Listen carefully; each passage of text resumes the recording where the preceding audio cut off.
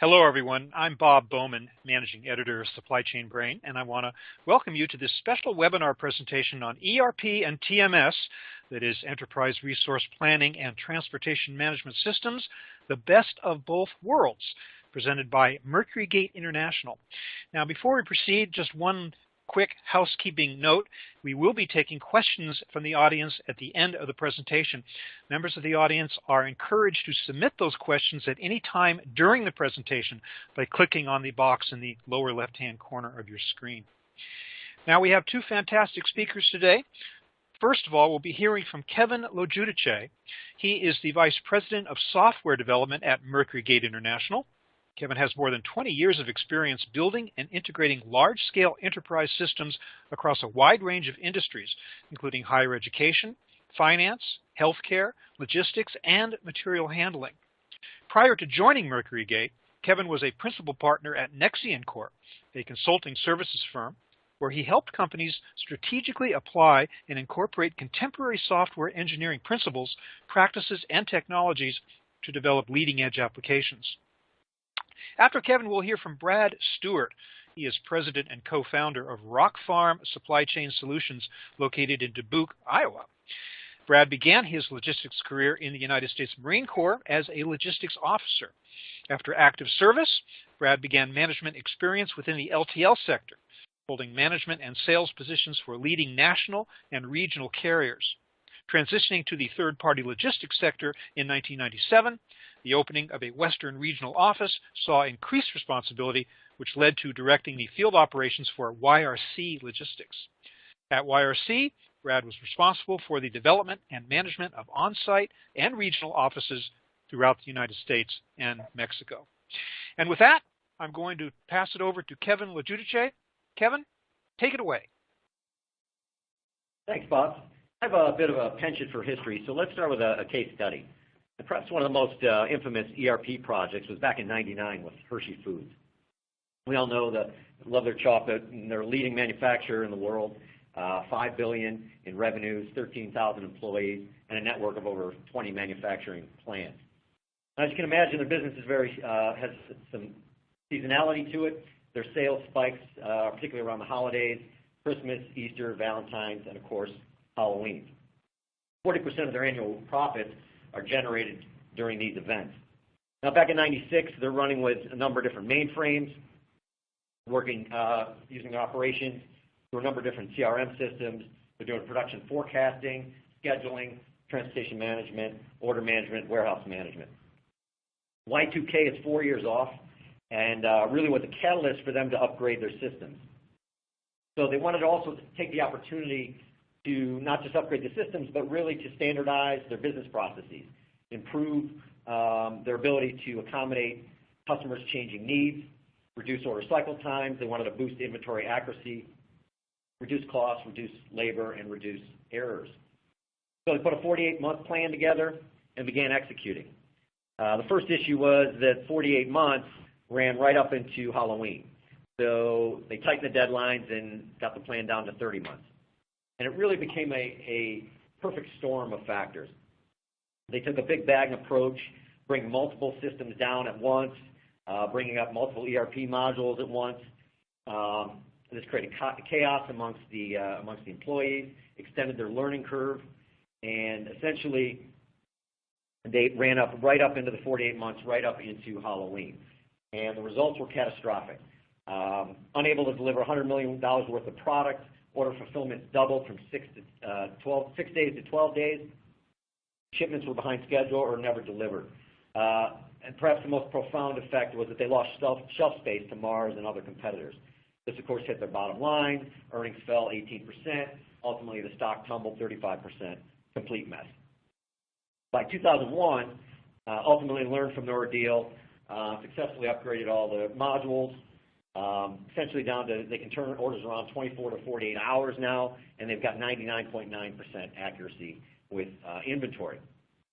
The moral of the story here is not necessarily software project management, but really it's a testament to just how critical information processing is to any business. At first glance, you wouldn't think Hershey is an information business. You might say that for healthcare too. If you look at the healthcare market, you've got $350 billion. $115 billion of that is spent capturing, storing, processing, and retrieving information. By that measure, $115 billion is bigger than the information processing industry in itself. Really, any business is really just a social system, right? It's a way in which we organize to process information. A business has business operations, and these operations are really nothing more than a linear flow of events and activities. But it's the information that actually binds these events and activities together. So we organize because we know that organization is better at moving and managing information than markets. So the idea is we structure ourselves as businesses to efficiently establish rich set of communication channels between groups of people. Today, every business is an information business. The ability for a business to move information horizontally and vertically through the organization is critical. And we saw with Hershey, it's actually a difference between success and failure. So if we look back maybe the 70s and 80s and look at information systems and how they were first brought into the business, we had monolithic mainframes. These were a single piece of hardware with a single set of software, and they were brought into businesses to really automate accounting. That was their first core killer app, the idea of a spreadsheet. Accounting has a lot of repetitive data, and it has a lot of opportunities to automate business processes. So subsequently, spreadsheets were also a killer app for PCs, which started with accounting as well. So this model extended to other parts of the business, not just settlement and accounting processes, but then led itself into order management, warehouse management, and transportation management. Now, as hardware and software got better, ERPs naturally evolved and really aggregated these business functions into discrete modules with dedicated, well-defined interfaces between the modules. ERPs came in with two core value propositions. The idea was they're a one-stop shop that can automate data processing for all your business operations. And secondly, they were reducing costs of communication and processing this information by defining tightly coupled interfaces between functional business modules. Now, organizing information and communication has always been at the heart of logistics, which has started in the military thousands of years ago, the idea of trying to get supplies out to the troops in the front line. That's where we get the term supply chain from. Today, a high-level view is a manufacturer brings raw materials in from suppliers, brings it through multiple distribution centers, and multiple distribution centers to the manufacturing plant, produces products. Those may go out to other warehouses for storage, may go out to distribution centers, and ultimately to the stores. Perhaps looking at this value chain and using that to extrapolate the evolution of software, really the Ford and Toyota story best illustrates the evolution. Henry Ford, of course, organized vertically. He used the vertical supply chain model, and his idea was to bring his suppliers as close as possible through acquisition. He went out and bought the rubber company. He went out and bought the metal company and bought the fabric company in an effort to control cost and quality by getting them to communicate and collaborate as quickly and efficiently as possible. Now, this model works well for products that don't change much, those that have little variation to them. Once consumers start demanding different colors, configuration, and tail fins, it proves difficult to retool and pivot the manufacturing lines and the supply chains. Of course, Toyota recognized this in the 50s and implemented the horizontal supply chain model. And the idea was this would allow them to accommodate change and retool their products faster. What they did is they allowed their suppliers to compete, maximizing options for their products and maximizing customization opportunities. Market forces would then drive down the cost and improve quality as suppliers strive to win the business. Enterprise software follows the exact same evolution. ERP software is really the vertical model, bringing modules closely together for efficient collaboration. Your OMS, your WMS, your CRM, your TMS modules, all collaborating together in one piece of software, all installed in the same computational space or network. Now, 30 years after they debut, ERPs are still in use today. They do a marvelous job of helping us capture, store, and retrieve information. They provide automation for solving many complex business problems. Certainly provide a high-level view of business activity, and they really excel at managing core business functions. However, one of the challenges is to the first ERP value proposition, which was automating business processes, is the ability for the ERP module to accommodate change, to deal with variation. As we all know all too much, business needs and markets are constantly changing and evolving.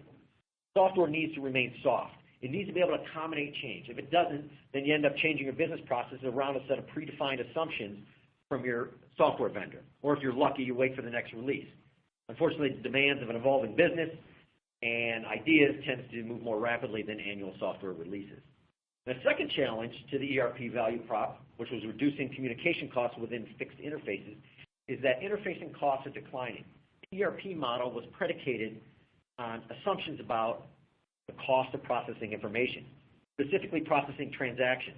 Transactions really can be broken down into two components: the cost of communicating that transaction and the cost of processing that transaction. And as we all know, in the last 30 years have radically transformed the way we communicate and process information. Bandwidth costs continue to drop 30% annually, as well as the cost of processing communication. Now, if transaction costs are falling and ERP module interfaces are the glue that reduce these costs, then there's less to economize on. There's less need for vertically integrated software. So the value chain that is created by tightly integrating modules is fracturing. A competitor in one particular area or module can use their market position and experience to displace another. They don't necessarily need to, but they can happen. A great example is look at Salesforce. At first glance, you're thinking, customer demographic data, customer profiling is typically very static. But you start to peel that onion back, and you see tremendous value in recognizing patterns of information around your relationship with your customer. It allows you to identify solicitation opportunities, generate leads, really capturing, storing, and retrieving the information about your relationship turns out to be a gold mine in information. You can extrapolate this to other customers in the same demographic.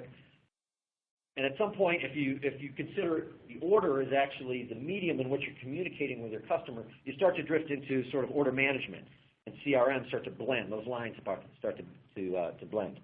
Now, Salesforce, CRM, and of course MercuryGate are this horizontal supplier model that I mentioned with Toyota.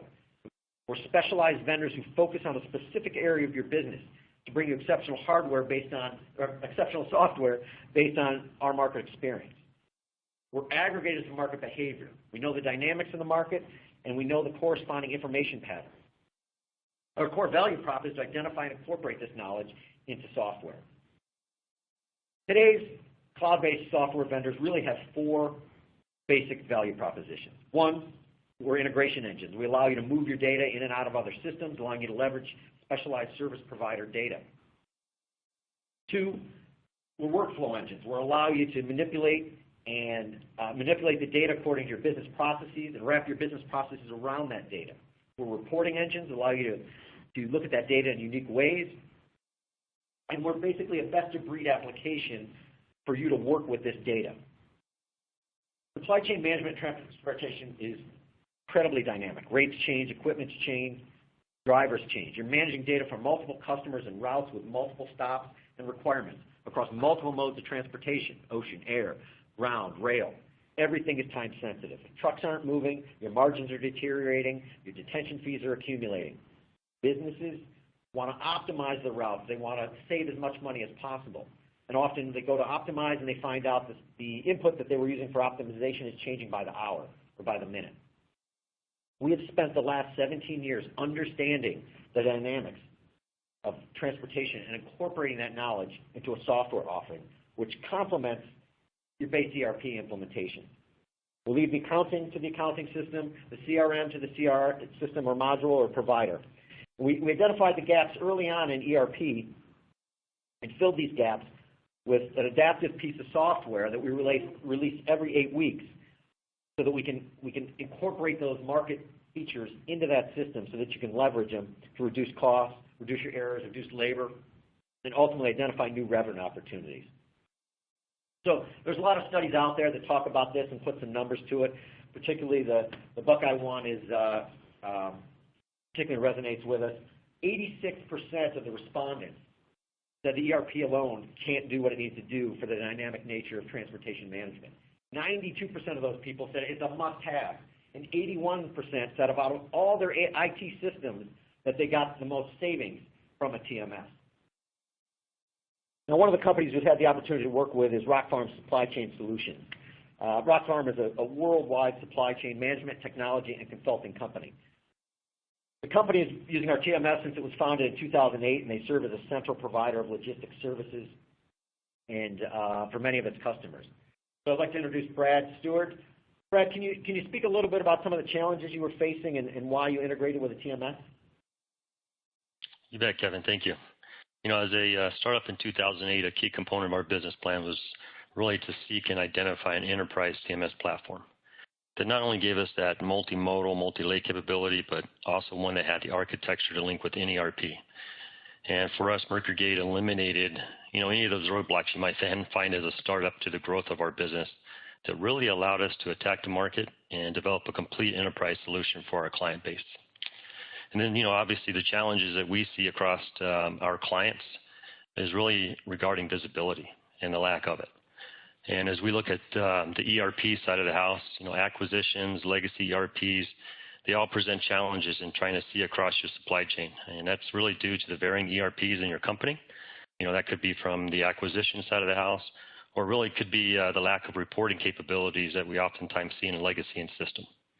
So as a result, the visibility firepower that you need to really present improvement and validate what the return may be for the investment side, it's kind of lacking. And so what you have is really a static supply chain that really, in an increasing complex marketplace, is not going to fulfill the needs of tomorrow. So it's a challenge.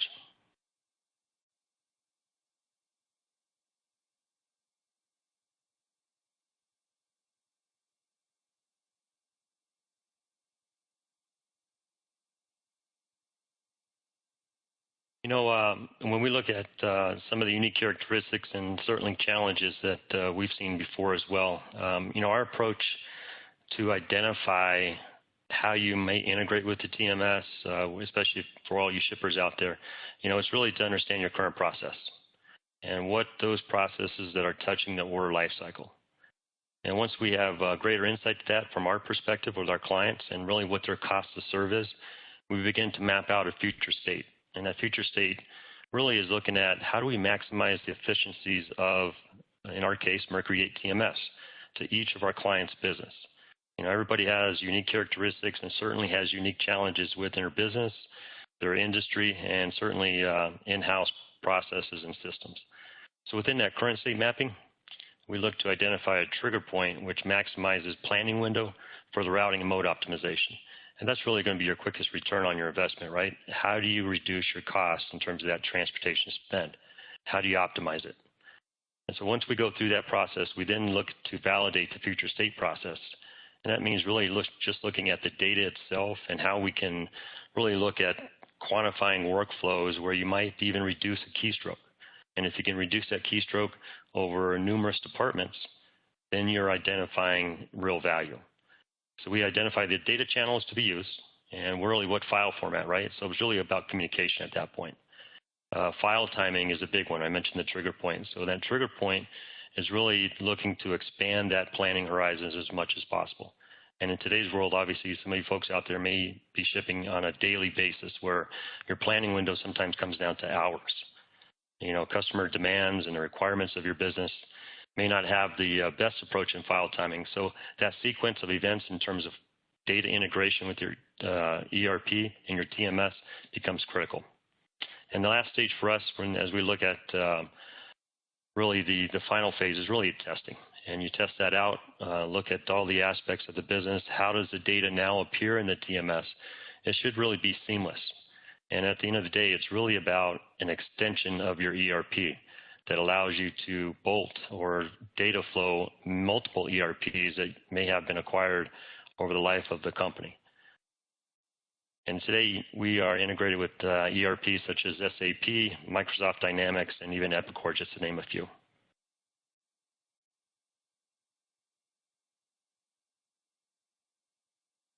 All right. When we look at 4 reasons you need a TMS, we look at it from a point of view to accelerate the implementation and realize your ROI. So you're making an investment here, and you're going to the CFO at this point, and they're going to ask, well, what am I going to get out of this?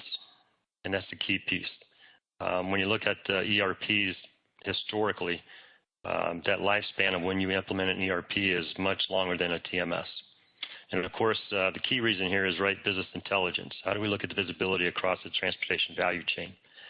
And those pieces and components I mentioned earlier was really about the value points and the enhanced workflows as well. That's the other piece that really comes into play. Last one is to achieve the unrealized value and savings, and obviously the ROI at the end of the day, because you got to really put forth a plan that says this is what we are going to achieve, and then measure it. And that's what the TMS really helps you do, because you're trying to capture data. And you're capturing data along with every set of activities that might be within your order life cycle, all the way from when a customer service receives the order, all the way through, of course, to a final delivery. Last one is really to deliver the critical functionality. Our discovery with our clients, one process we dig deep on is the routing process. Oftentimes this is just a fairly straightforward approach with a carrier A going to these states and carrier B covering the other states. Knowing when you have a new customer point as a direct point for each of your carriers is critical at the point of sale. This is just one aspect that MercuryGate delivers that value that you may not have inherently built into maybe a bolt-on or the ERP itself when you look at that transportation management function.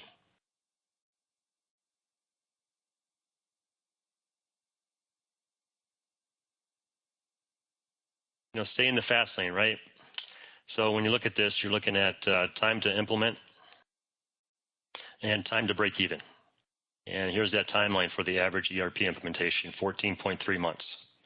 When you look at TMS implementations across our client base, we can safely say it'll average between 6 and 12 weeks. And the key component there is really that data flow, right? Making sure that the mapping is correct in terms of bringing data out of the ERP into the TMS, and of course sending that data back as well, which obviously streamlines some of the workflows. So big value points in terms of that and bringing the operational value to the business itself. In terms of time to break even, that's that CFO question out there. What are they going to do there? How are they going to do it? And how much are you going to get back in return? And what's the life cycle of that return over 3 and 5 years? So when you look at that, the average life cycle in the ERP, 14.3 months, with 75% of those projects exceeding their initial timeline. So it's almost inherent, right? You ask the question, how long is this going to take to implement? Typically with the ERP, you're pushing that out well beyond what maybe stages the project itself.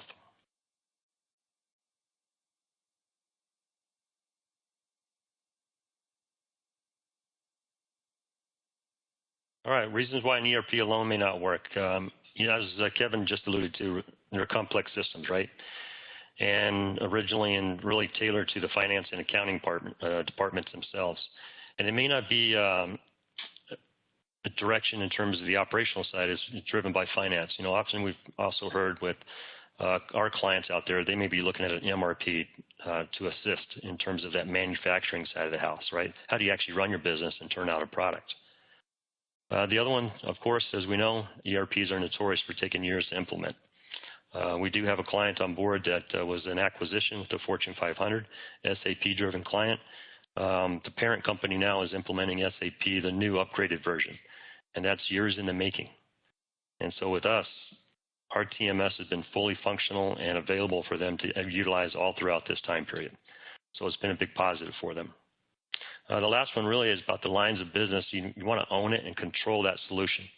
You may not be dependent on IT to make the desired change. We all know and we've all heard IT resources are valuable, right? They're overloaded, to say the least, and there's never an IT department that's big enough within our clients. With the TMS, MercuryGate platform, cloud-based, enterprise-wide, you're really taking that equation off the table. Think about, Kevin just mentioned the enhancement side of the house every 8 weeks. When you look at that and you look at the amount of business that now flows through MercuryGate, those enhancements go across every industry, whether it's NAFTA trade lanes or global trade lanes, all that's enhancing the system itself. And so you're never on one set version.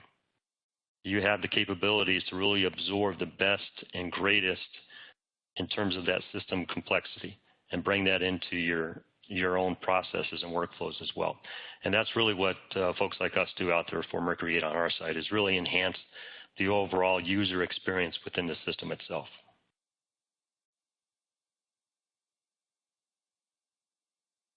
All right, second thing here is really avoid the blind spots. This is a big one. You got reducing that risk. I think every supply chain manager out there, director, vice president, is really looking at how do I mitigate my risk. And it's not just about, the fact that you can't execute. We can all create a bill of lading down at the dock level and get the freight moving. The risk mitigation comes into the customer expectation and then the compliance side of the house, which really falls back into the provider side. And so being able to look at data and understand it and also qualify and really audit the performance of your providers is critical. Automation within the certificate of insurance, automation in terms of scorecards on your carriers, who to use, who not to use. And for those of you that are out there in terms of multiple shipping sites and you're trying to really put some guardrails around who can be used in terms of a carrier solution, the TMS has really got to be a way you look. And the reason for it is you can start to set parameters on what my quality of my carrier should be. Do they have a sort of insurance? Do they have active authority? Have they MC numbers old? So all those aspects of the business really start to come into fold here.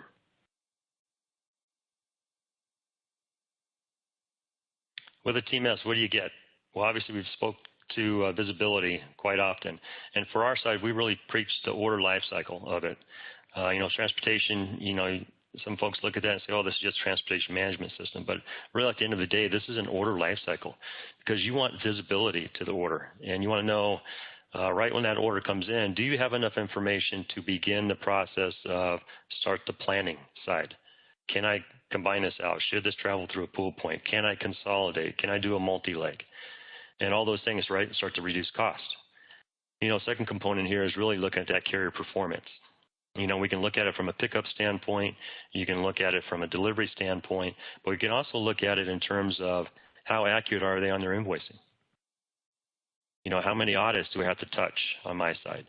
So all the aspects of a carrier really come into play, and especially when you're looking at folks that are capable of EDI down to smaller carriers that provide great value that can log right into the system. A big one, which was on our radar right when we started up in 2008, was really the multimodal piece. And when we speak to multimodal, we're not talking about can I move an LTL and consolidate them into a pool point.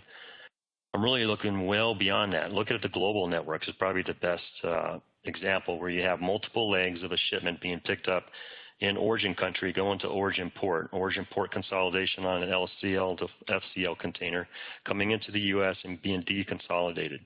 Well, the deconsolidation might then ride with partial truck with another pickup. Imagine the complexity you can start to really bring into the supply chain for those larger supply chains. And as a result, what are you looking for? Well, I really want to understand my cost of serve. So from a financial perspective, one of the biggest arguments for looking at a MercuryGate TMS is really cost allocation. And that's driven down by miles, that's driven down by weight and other parameters that you guys may want to use in terms of cube even. And think about what the end goal is. Well, now you have your cost down to an order and invariably down to the SKU level because that's what we're chasing, right? We're chasing that visibility down to that SKU level to really understand what our true cost is. Last one is really the seamless communication tool. We spoke to data coming in and out of the TMS, but what about data coming in from the carriers? How about data coming in from third-party components that allow you to move your business ahead? That could be visibility to internet truck stops, SMCs, rate modules for rating. You no longer have to look at it just as a very simplistic approach to business. It can be very complex from now on.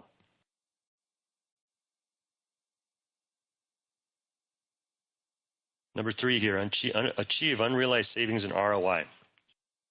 A good stat here, right? 6 months is really that breaking point where you start to see the value equaled out in terms of the TMS. And then it's ongoing. It just doesn't stop at that one component. It's going to move forward all the time. So TMSs are specifically designed to meet those unique needs and workflows. And that's why folks like us can really, I hate to use the word customize, but we can bring a very specific solution to your business. And the same goes for anybody from a direct shipper into MercuryGate as well. Your business is unique. Your customers, of course, are the only customers that exist on the earth, and you want to satisfy that expectation. And so being able to do that with a TMS really broadens your capabilities in order to really enhance that customer experience. When building your business plan, consider the factors. Key one here, ERP user adaptation of TMS functions is often low. Now, so when you look at an ERP, our goal at the end of the day is really to really integrate the best solution possible for our clients, but we're always looking to continuously improve that. We may have a client who ships quite often from small pack all the way through to full truckload, and they may never touch the TMS from an execution standpoint because everything's automated. So that's the critical component is when you look at multiple shipping sites and trying to drive compliance, you can start to see where a TMS robustness like a MercuryGate really helps drive dynamic workflow. And that's critical as you look at where that might be. So when you look at this, ERP systems focus on transactional activity. And in doing so, really kind of miss the workflow aspect of it. And when you're looking at the transactional side, you may not always be able to drive complexity into it. And then obviously missing the functionality that will limit the ROI. I think spoke to the dynamic workflows and really what you can bring to the table in terms of the complexity of your supply chain when you look at a TMS.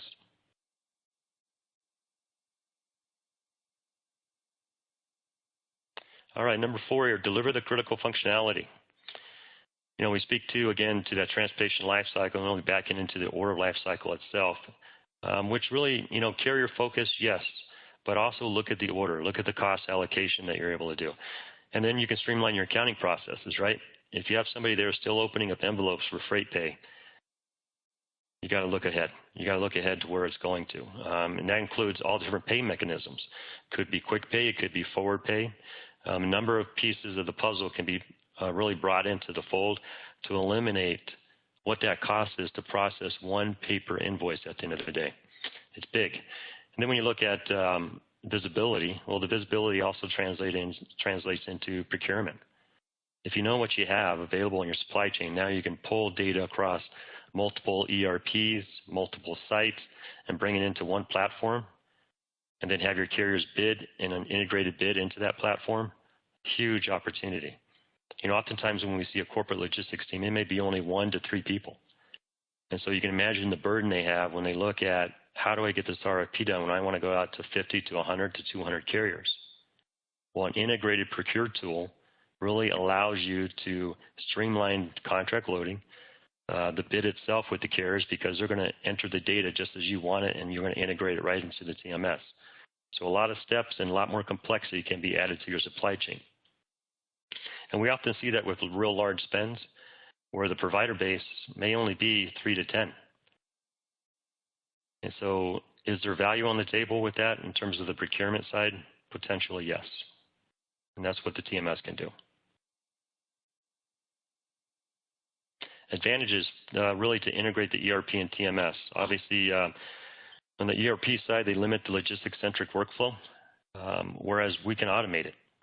Especially on that TMS side, when you start to look at a pick coming down and you have the data elements you need to rate it and route it and tender it, well, let's automate all that.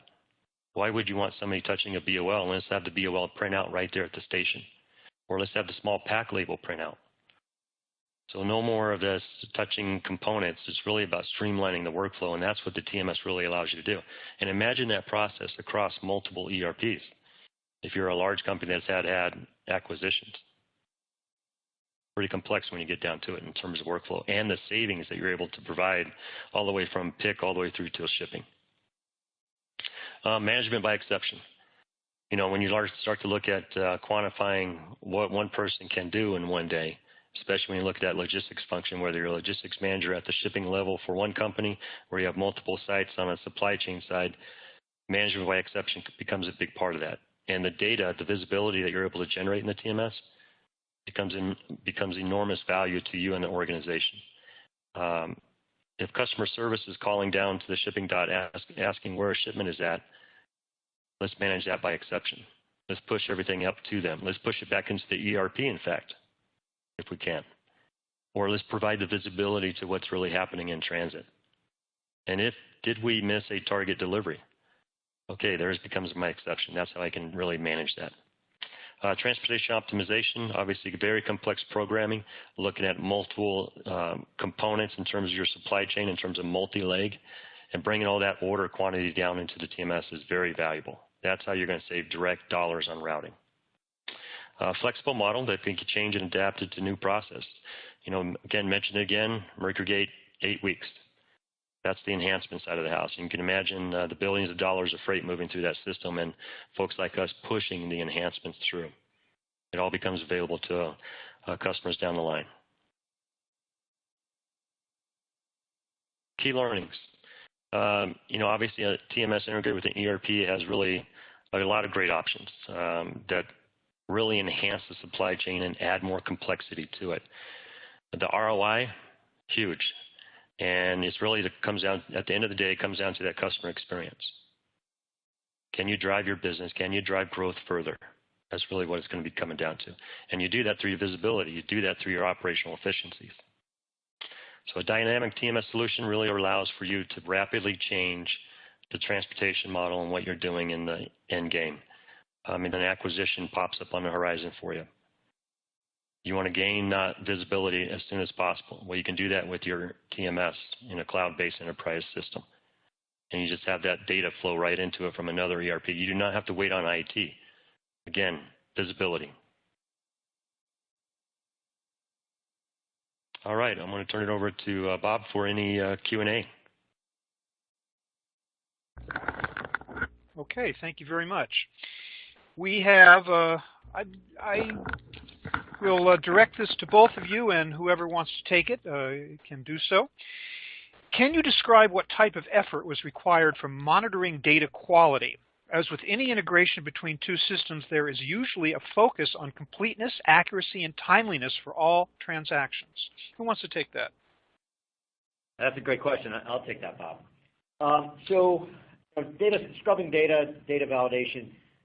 If you look at how data gets into any system, or TMS or otherwise, you've got your user-based interaction through your essentially your web pages, through your portals, and then you've got your B2B interaction between the two. And so certainly data quality, bad data in equals bad data out.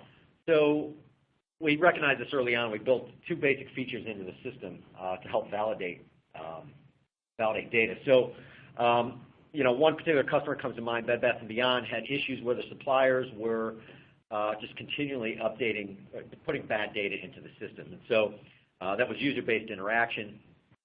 And the idea is, well, there's a lot of validation that takes place on those portal pages to ensure that the right data is being typed in and the necessary data is being typed in. You're not missing any minimum fields, and all the fields have correct syntax.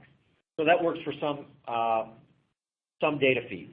So you can certainly use that same data feed if you're doing B2B, where you're getting messages coming from either the carrier or somebody else, and you're performing validation on the syntax of that message and the syntax of the fields, and of course the semantic information, and then even executing business logic on that particular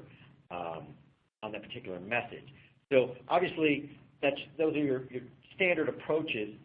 One of the things we found is, kicking data back because it's bad doesn't solve the problem, right? So whoever's sending the data back works well with the user because they can fix it right away.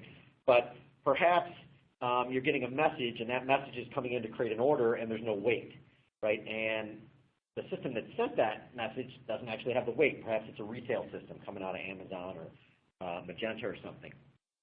So the idea is you don't necessarily want to kick that entire message out.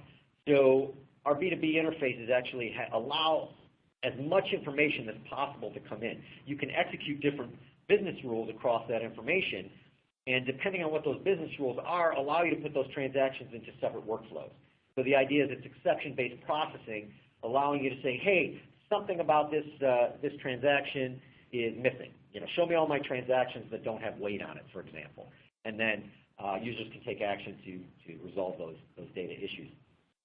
And that's really part of I have the integration engine tied together with the workflow engine, and then you got to be able to report on that. Hey, show me all my suppliers that have sent me or entered bad data in the last week or in the last some given time interval, and then that allows you to at least approach that system or those users to actually make corrections and do a better job of getting quality data in there. The idea of what's valid for one customer versus what's valid for another customer can vary, right? So we have customers that actually will put orders into the system that do not have a destination address in there, and that's perfectly valid for them because later in their workflows, they're adding that destination. They've got trailers sitting on a field somewhere, and they're not exactly sure where they need it next kind of stuff. So it's part of their inherent workflow to not have a destination as they start to bring orders in. Other customers will say, I can't possibly have a transaction without a destination. And so the idea is to have a system that allows you to accommodate these variations across the different types of freight that you're managing. Thank you very much. Just a reminder to our audience, if you wish to submit a question, just click on the box in the lower left-hand corner of your screen. Now, this next question has been to some degree answered throughout the presentation, but maybe we can present the answer in the form of kind of a takeaway. My company already has ERP in place. How can I make the case that they need to spend more money for a TMS system? Kevin, would that be you to answer that? Sure, absolutely. We've got a lot of customers, somebody like Ecolab, which is just a huge number of divisions, lots of different ERP systems. One division wants J.D. Edwards, another guy's got SAP. And so the idea is, getting these all to collaborate, and you're making the case for, these ERPs aren't actually saving any money for me, right? So they're great at running the core business, but if you look at what TMS can do from a cost perspective in terms of saving, just optimizing your routes, and tracking fuel and things of that nature, as we saw in some of the studies, there can be a huge amount of savings there. So you can certainly plot that ROI across the board to see what the cost is. And as Brad mentioned, it's 6-week implementation. So you're not looking at a huge amount of IT investment to bring the system online and start to take advantage of some of the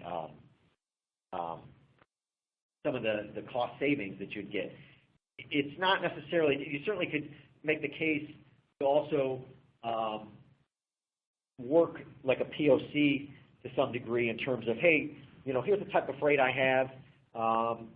Show me, if we optimize, what the potential savings are. We do this all the time with prospects and customers just to help them, give them an idea and say, look, if you did this amount of optimization, you'd automatically save this. And if you did that over the course of 6 months, here's what your return's going to be.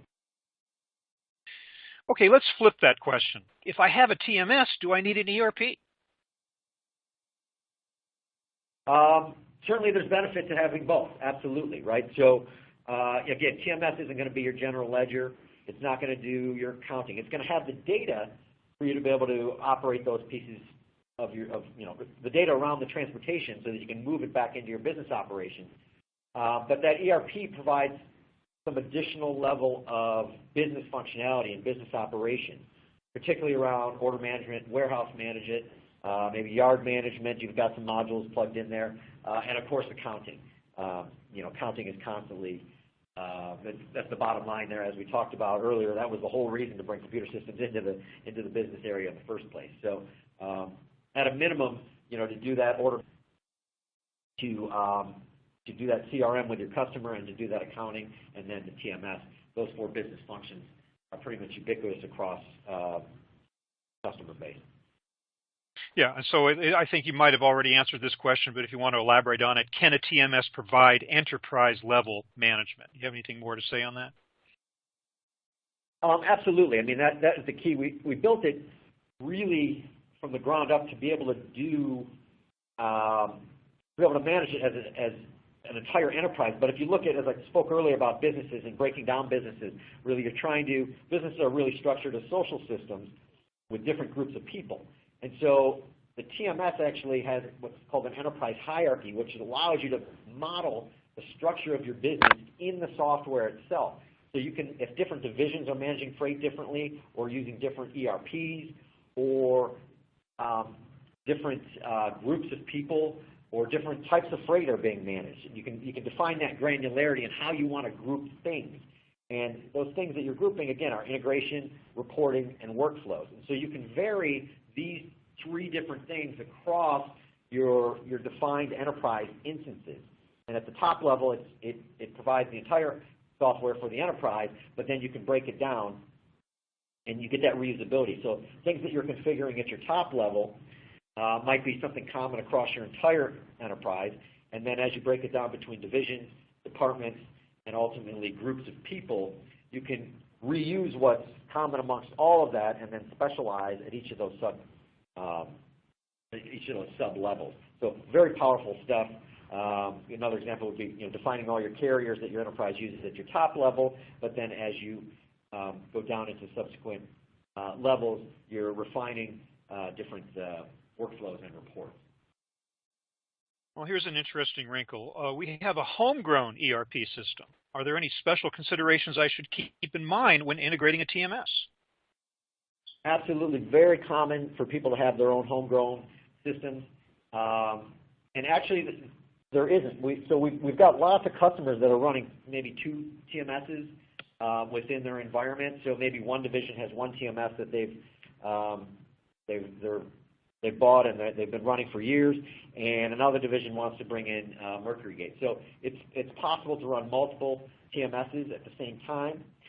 You're moving that freight, the responsibility of that freight between those two TMSs.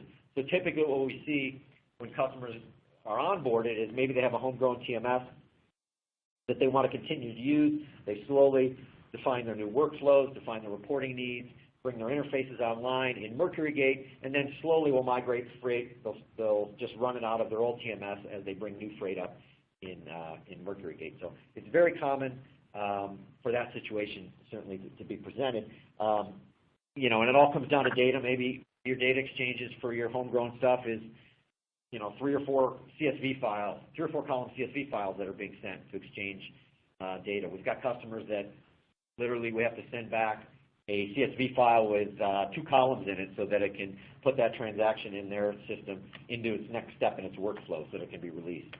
So very common to accommodate all kinds of different systems. And the reality is when we talk about integration, we get a lot of questions. Do you integrate with SAP, or do you integrate with JD Edwards, or do you integrate with X or Y?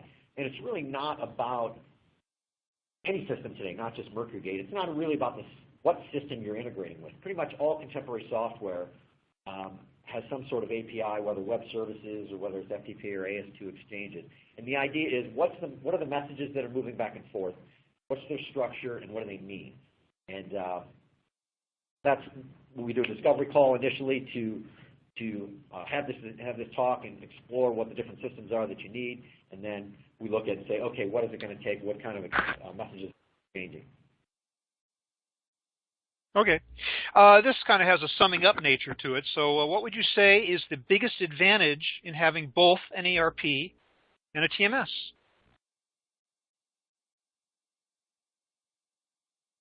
It allows you to do your business operations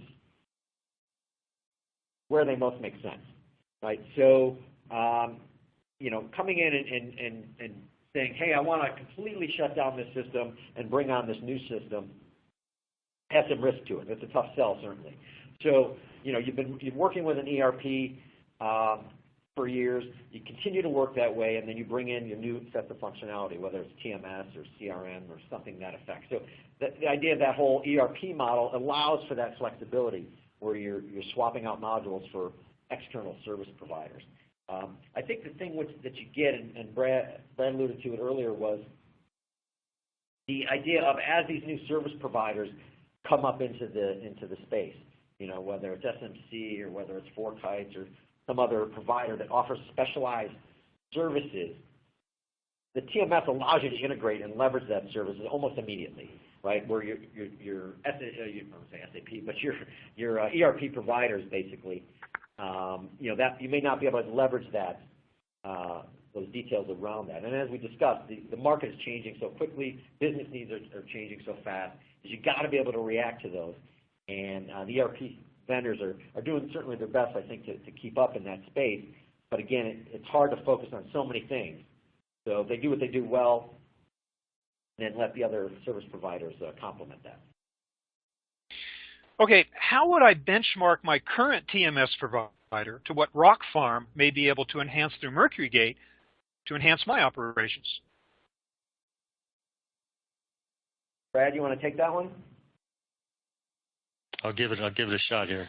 You know, when we look at a competitor in some regards, right? If we're going into a potential new customer that has a TMS integrated already, we're going to look at the competitive points that MercuryGate puts into the enterprise-wide TMS. And those points I've added and alluded to really is the enhancement side of the house, so you're never on a set version. You're always going to push the envelope in terms of what we can bring to the table from a dynamic workflow. We look at the order life cycle typically, and not just a rating engine, not just a component to cut a bill of lading. We're looking at the entire process, and that's really what MercuryGate enables us to do. And I think, Bob, you mentioned earlier, you know, MercuryGate to us is our ERP. It's how we conduct our business. It's how we manage our clients. And the only component we have bolted on is really our accounting system. And obviously, we're in the world of supply chain, whereas some folks are going to manufacture widgets. But in essence, that just gives you an all-encompassing view of what the TMS provides for us.